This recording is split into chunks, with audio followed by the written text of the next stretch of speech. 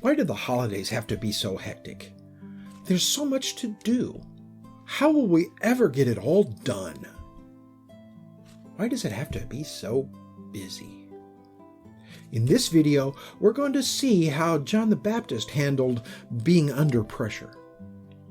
I'm Pastor Mike, and this channel is called Scripture That Makes a Difference because I believe Scripture has made a difference in my life, and I think it can make a difference in yours as well.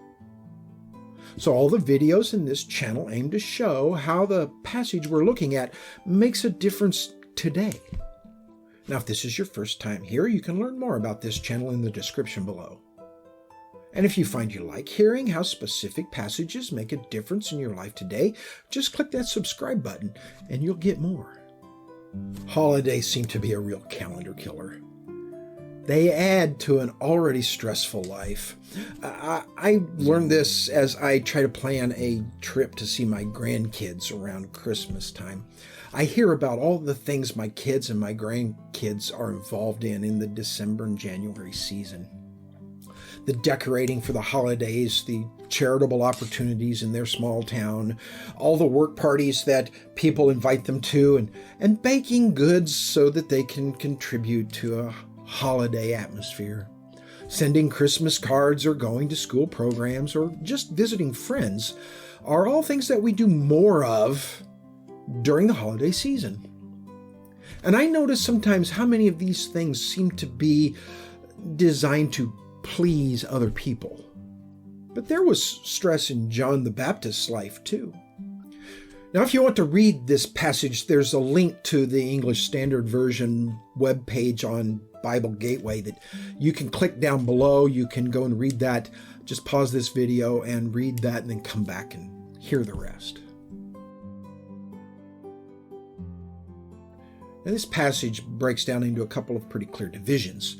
The first in verses 6 through 8, where we see John the Apostle speaking on John the Baptist.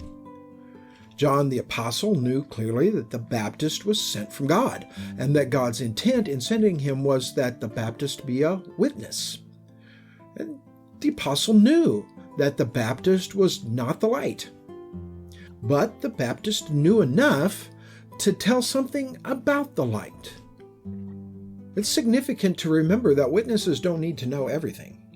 When I first gave testimony in a court of law on a murder case, no less, I was concerned that my testimony might be twisted in some way to make the perpetrator look innocent.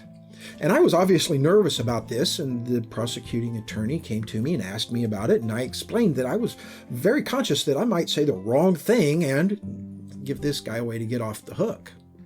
She very wisely looked at me and smiled and said, "Mike, relax. You're a witness. You tell what you know. It's my job to get him convicted."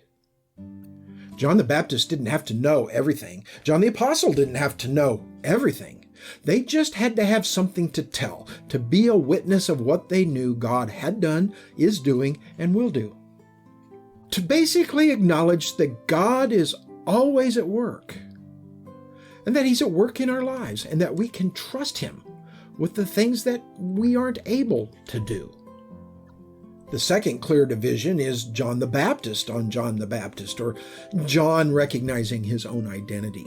In verse 20, he's very honest. He's not the Christ. I notice, incidentally, that John the Baptist is the one who brought that up. He didn't wait to be asked. He openly, aggressively acknowledged, "I am not the Christ." But it was natural for people to wonder if he was. Many of the Jews had read the prophecy in Daniel and other places about the timing of the coming of Christ, and the timing was right. And if John wasn't identified properly, some people might mistake him for the Christ. And so they asked him if he was the Elijah who never died, if you remember 2 Kings chapter 2. He was expected to return before the Christ came, according to Malachi chapter 4.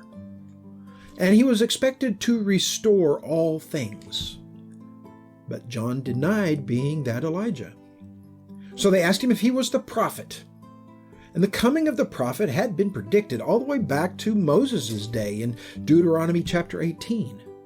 And he was expected to arrive at about the same time people were expecting Jesus to arrive. And so John is very honest by saying, these are not me.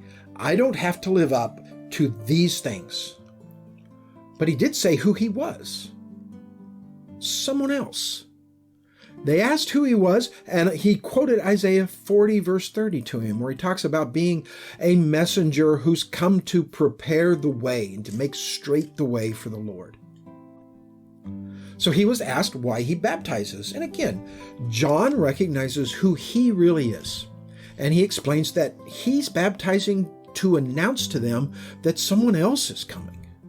Now, that could have been any of the three above, but we know in retrospect that that was Jesus the Christ. He clearly identifies this person as the one who comes after me, comes after the Baptist. And then he exalts that person who's coming by saying, I cannot be worthy of the things that he is going to be doing in the future. Now, this accurately describes John as one who was called to deliver a message. And the message is, it's not over yet. I'm not the last step. And so we can take that and apply it to our life by simply relaxing. God's not done yet. He's still working and working for the good of his people. John didn't feel the need to carry the load of being all things all the time. Only the things that he was called to do. Someone else needed to come before the real excitement started, and he was the one they should be investigating. In other words, let him finish before you stress out. Make space for rest. On a daily basis, set aside for a devotional time with just you and him. For an hour or so each evening, you can turn off the stress. Shut off the TV, turn off your cell phone, shut down the computer. Plan an evening to see the light of Jesus Christ. And if we do this, we might just have a little less stress. And not just in the holidays, but this can apply to any time in the coming year and the years to come. So what is it that causes you holiday stress? You can put that in the comments below and we'll compare notes. And please leave other comments as well. You can ask questions or make suggestions for future content. I'd love to hear your thoughts. And I'll respond to your questions just as soon as possible. If you've gained any value by watching this video, please click that thumbs up button. And if you like hearing how specific passages can make a difference today, click that subscribe button and click the bell so that you're the first to know when I've released new episodes. And this Christmas season, you can get the difference-making message of the Scriptures to others by sharing on your favorite social media. And if you're ever anywhere near Enid, Oklahoma, please come by and visit us. Our address is on our Facebook page, and I've left a link to that below. Our services take place at 10 o'clock on Sunday morning, and I hope we'll get the chance to meet sometime soon. And until next time, remember that when we anticipate the rest of His work, we find rest in our lives.